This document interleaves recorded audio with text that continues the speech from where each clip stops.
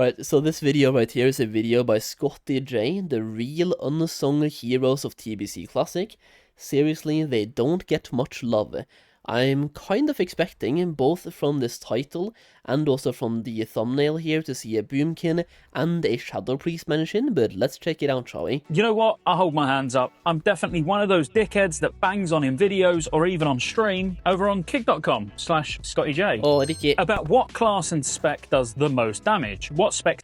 But also, here's the thing, a lot of people want to know that, right? When it comes to being a DPS, you want to know how your spec performs.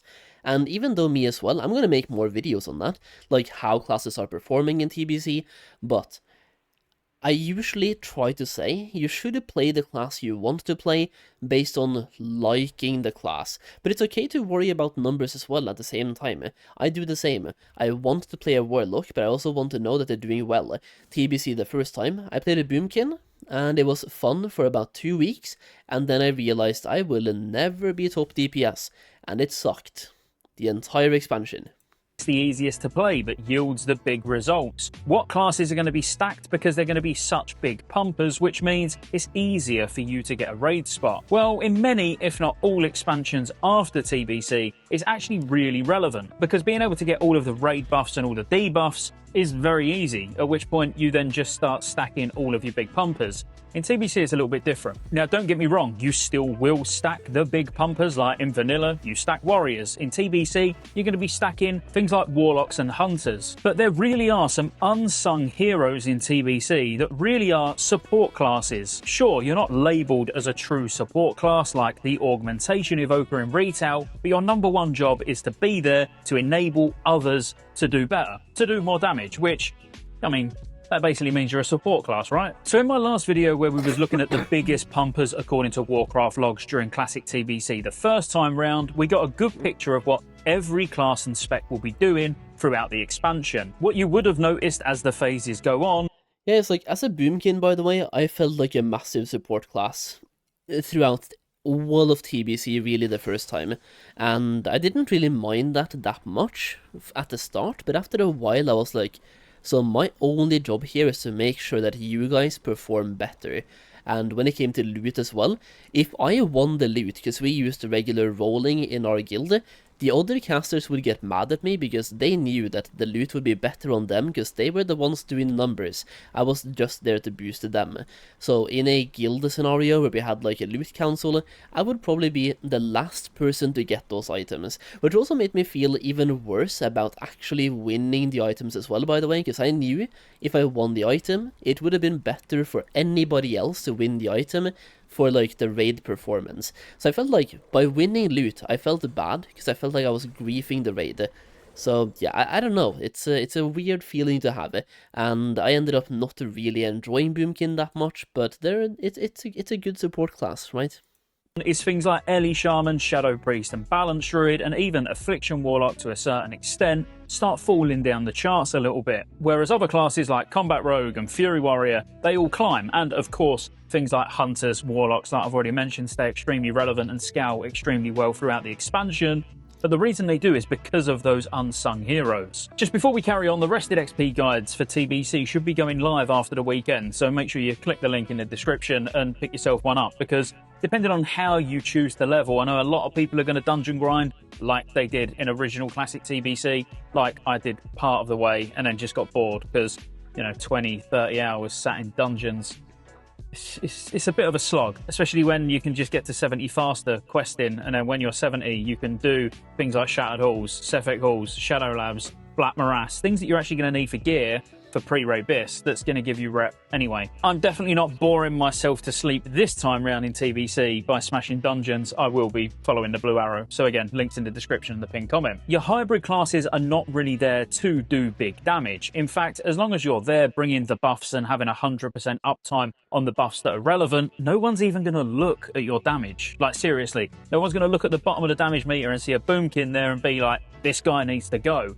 No one's going to care, because what you bring is far more valuable than just your own damage. I suppose, first of all, to really understand who the unsung heroes are, you need an understanding of how buffs and debuffs work in TBC, because honestly, it's actually quite convoluted. Now, I think the best way for me to really show you this is on the WoW Raid Comp tool. So if you type in wowraidcomp.com/TBC, it will take you exactly to this. So you can start planning out your raid group in advance. Now, in 10-man, quite honestly, what you take don't really matter all that much, just because 10-man is significantly easier, and you're never really going to be able to cover all of the relevant buffs unless you literally just stack a full melee group, at which point fights where you need range is going to become difficult, and the same goes for if you stack full range. Fights where melee have an easier time are going to be more difficult. So actually in the 10-man, you just want a more balanced comp, at which point you would see an Ellie Shaman, maybe an Ellie Shaman and a Boomy together, maybe even a Shadow Priest in there with a mage, a warlock, a hunter. With a 10-man, it's just a lot less relevant. In a 25-man, it's extremely relevant, because in most cases, you're going to see a group that's going to have, let's say, 2 Beast Mastery Hunters. Now, these 2 Beast Mastery Hunters are going to need support, so they're now going to need these Unsung Heroes to actually enable them to do even more damage. The same will go for a warlock group. If you Don't you usually stack Beast Mastery Hunters with a Feral Druid as well? Thanks to, like, the critical strike they have. And Destruction of Warlocks benefit a lot from having 1 Boomkin and 1 Elemental Shaman, or am I being the stupid one here? got 3 warlocks in a group and you've got 2 beast masteries in the group. Now what you're actually looking at is bringing the buffs that are going to enable these to do even more damage. Before we get into exactly what that looks like, what you'll see is there's raid buffs, there's party only buffs, there's debuffs, and then there's reduction debuffs. Now of course the reduction debuffs more revolve around tanking, so the amount of damage your tank's going to take, because you're going to slow their attack speed, you're going to reduce the amount of physical damage they deal, you're going to reduce the chance they've got to hit. Stuff that really, when we're talking about just doing lots of damage, kind of don't matter, but you know, on hard hitting bosses, which if it's all going to be in post nerf, none of this really matters. The main thing is getting more damage for your raid, because honestly damage reduction kind of irrelevant, and you're going to bring classes that bring those damage buffs to the raid, which naturally are going to bring the debuffs as well anyway. So of course raid buffs are going to count to the entire raid, as you would expect, as the debuffs. So the debuffs are going to be on the target, so everybody's going to be benefiting from it. So what group people are in when it comes to raid buffs and debuffs make absolutely no difference at all, as long as you've got one class that can bring this. So let's start with the biggest one for all of your hunters and all of your melee DPS, and that's going to be a Boomy. If you bring a balanced druid, they're going to give 3% hit to all of your melee and ranged DPS. And when I say ranged, I specifically mean hunters. So what this means is you can run 3% under the hit cap when you've got a balanced druid, which means you're then going to be able to get 3% of a more useful stat. Now that is massive when you're... The question here is, does that stack with having a Draenei in the group? Because on the Alliance side, you can bring a Draenei to also give hit percentage, right? And you can, depending on the class you bring, like if you bring a Hunter, they bring physical hit, I think. If you bring a Paladin, they also bring physical hit. And if you bring a Mage, they bring spell hit. If you bring a Shaman, they also bring spell hit. So you can bring a Draenei to cover the hit percentage as well. But is it 3% for Draenei? I'm not sure either way. Does it stack? Thinking about the amount of hunters and melee DPS you're going to have in a 25-man. Not only that, they also bring the 5% spell crit to the party. So straight away, you're going to be putting that balanced druid in with your destruction warlocks, because now they're getting the 5% spell crit. Your melee and range are getting their 3% hit. Fairy Fire obviously also reduces armor as well. So you can see just adding that one hybrid DPS being a balanced druid just adds so much to the rest of the raid. Now that's an example of raid buffs and debuffs. Now another example would be a Shadow Priest, and a Shadow Priest is a good one because it doesn't matter how much damage your Shadow Priest does, as long as they're keeping their debuffs up, they give the warlocks a serious amount of damage. Shadow Weaving is going to increase the shadow damage that the target takes by 10%. Misery increases spell damage taken by 5%, so now this is everyone, not just your warlocks really, that are benefiting from the shadow damage. And honestly, the good thing about a Shadow Priest is it can pretty much sit in any group. If you want to put it in with a prop paladin, and let's say maybe even the mages, because they want the mana return from the Shadow Priest, because basically your Shadow Priest is a mana battery for the party, and the people that need the mana are normally a protection paladin that's doing a lot of AoE, your arcane mages that are obviously just pumping with arcane blast, and post-nerf, bosses are going to die pretty quick, so mana might not be an issue, but it will be more of an issue without a Shadow Priest in the group. But really, the Shadow Priest is being taken for all of the extra shadow damage and spell damage that the target's going to take. So the good thing is the Shadow Priest can go in any group where you want some mana return on those people. So healers, mages, prop paladin, those kind of things. So we can just chuck the Shadow Priest down in group 5 for now. Now the Ellie Shaman is one that you're going to want to be putting in with your Destruction Warlocks again, because Totem of Wrath is absolutely insane. It increases spell hit and crit by 3%. Now just having a Balanced Druid and an Ellie Shaman in the group with your Balanced Druid and the Warlocks, this caster group all of a sudden can also, like the melee and hunters, run 3% less hit than they would ordinarily need. They're also bringing Wrath of Air Totem to the party as well, which is giving more spell damage and healing. And I'm not really focusing on like defensives or things that reduce the damage they do or interrupts or anything like that, because we are purely focusing on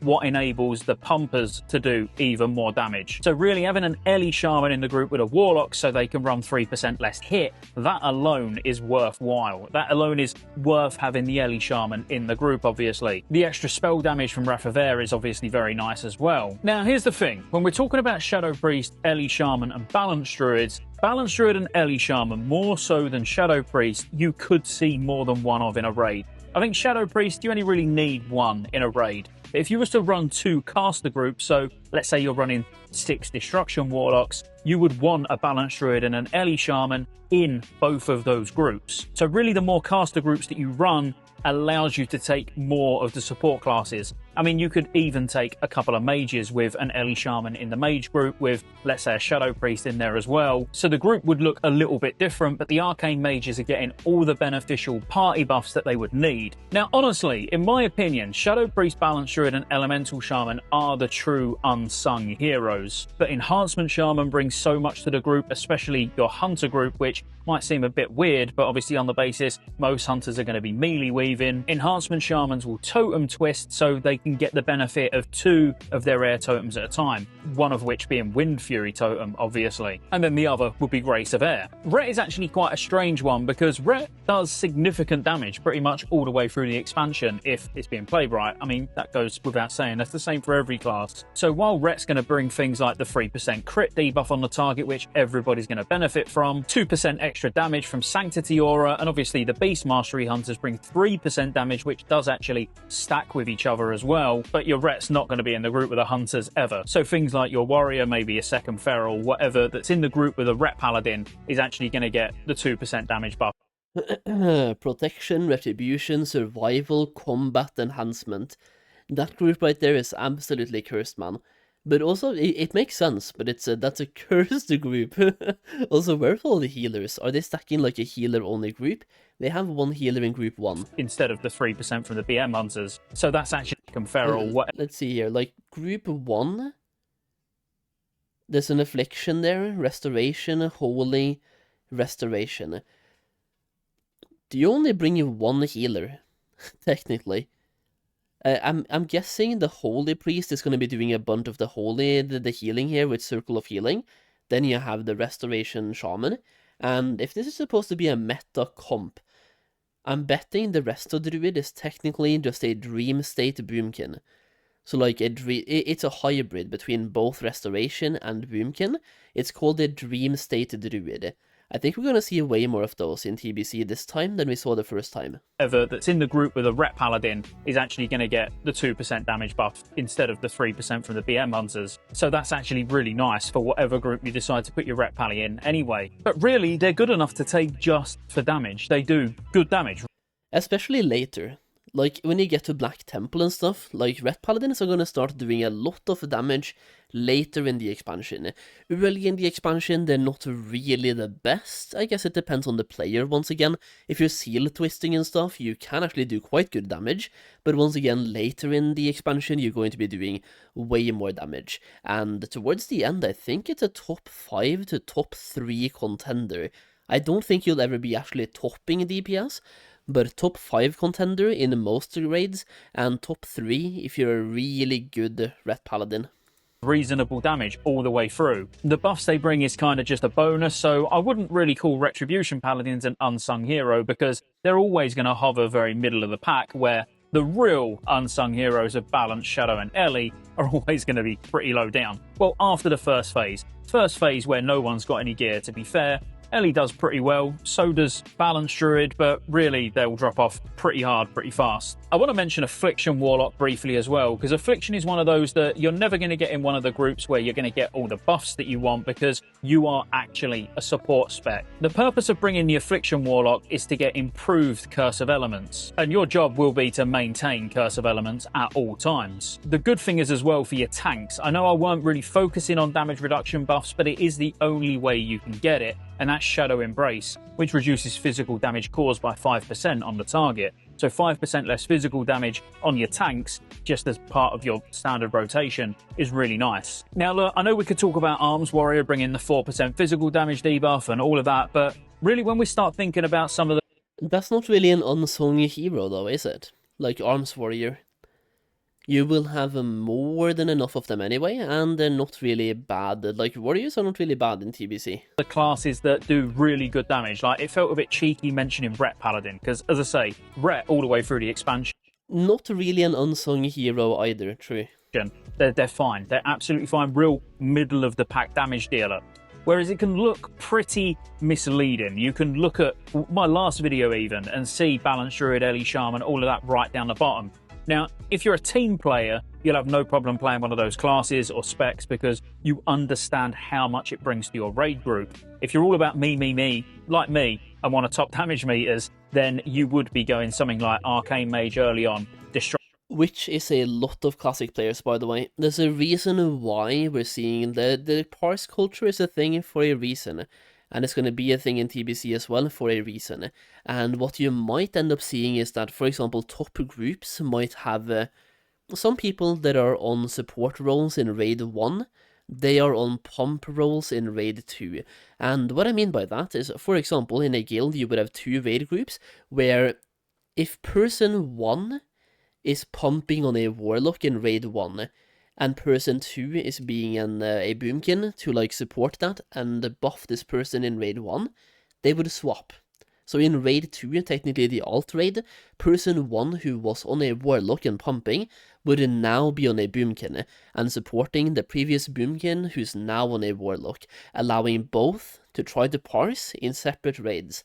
And to be fair, TBC is a very raid logging expansion, so you'll probably start seeing way more than just one raid per person. There's a reason why people are just AFK in Traptrath all the time, doing their laps around Traptrath.